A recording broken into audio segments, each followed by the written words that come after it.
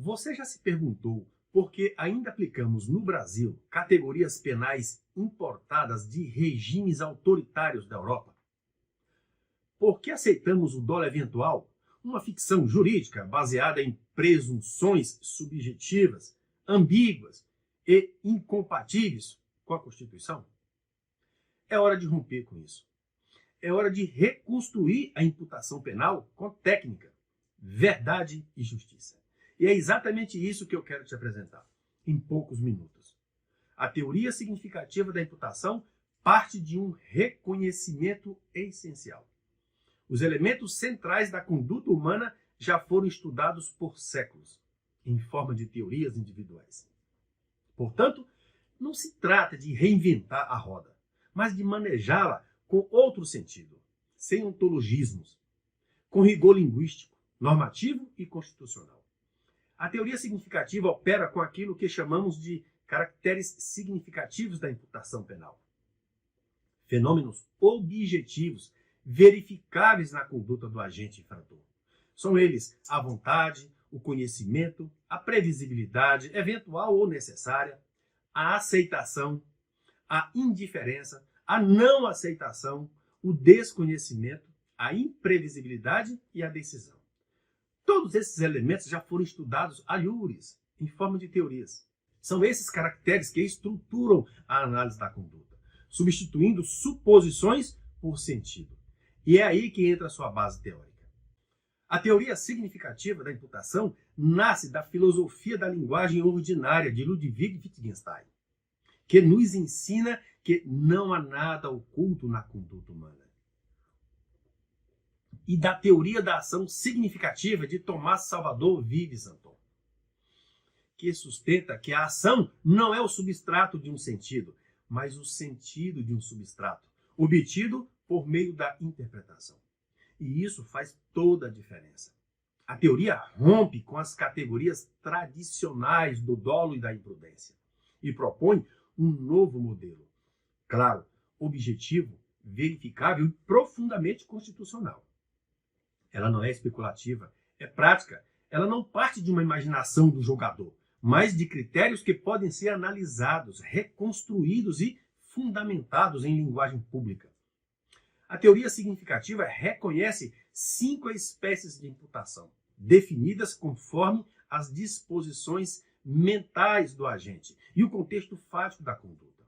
O dolo, quando o agente decide agir com vontade de alcançar o resultado, tendo pleno conhecimento das circunstâncias e previsibilidade do resultado.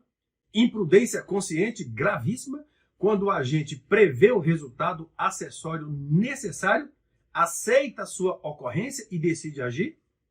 A imprudência consciente grave, quando o agente, ciente do risco e com previsibilidade eventual do resultado, age com indiferença, mesmo sem desejar o resultado. Imprudência consciente leve, quando o agente, ciente do risco e com previsibilidade eventual do resultado, rejeita esse resultado previsto, mas decide agir acreditando sinceramente que ele não ocorrerá. E a imprudência inconsciente, quando o agente, sem conhecimento e sem previsibilidade do resultado, age de maneira imprudente, resultando na lesão ao bem jurídico. Essa classificação substitui ficções, elimina ambiguidades e confere precisão à imputação penal. Para definir corretamente a imputação, o julgador deve responder a 7 quesitos significativos, que estruturam a análise objetiva da conduta do agente. Primeiro, o agente agiu com vontade de obter o resultado advindo? Segundo, o agente tinha ou lhe era possível ter o conhecimento do risco de sua conduta para o bem jurídico protegido? Terceiro, o agente tinha ou lhe era possível ter a previsibilidade do resultado danoso? Se positiva a resposta ao terceiro quesito, trata-se de uma previsibilidade necessária ou eventual? Quinto, o agente foi indiferente ao resultado previsto? 6. O agente aceitou o resultado previsto?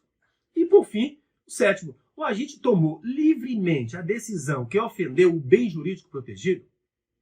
Essas perguntas não são subjetivas. Elas formam uma ferramenta concreta, o quadro de análise da conduta. para garantir decisões penais objetivas, seguras e alinhadas à Constituição. Advogados, magistrados, membros do Ministério Público, professores e acadêmicos. A teoria significativa da imputação não é apenas mais uma proposta doutrinária. Ela é uma reconstrução normativa, um novo modo de pensar, ensinar, de imputar, de denunciar e decidir. Não é preciso temer a mudança, é preciso romper com o arcaico e escolher o caminho do rigor técnico, do controle racional e da justiça constitucional. Chega de repetir categorias superadas. Chega de seguir teorias e padrões que não se amoldam a um Estado democrático de direito. É hora de ensinar, julgar e atuar com fidelidade aos direitos fundamentais, com base na linguagem da Constituição e na verdade da conduta humana, respeitando os direitos humanos. Quer entender melhor os fundamentos da teoria significativa da imputação? Me acompanhe nas redes sociais, inscreva-se no meu canal no YouTube e adquira meus livros. Envie o link desse vídeo a um amigo ou amiga que atua com o direito penal.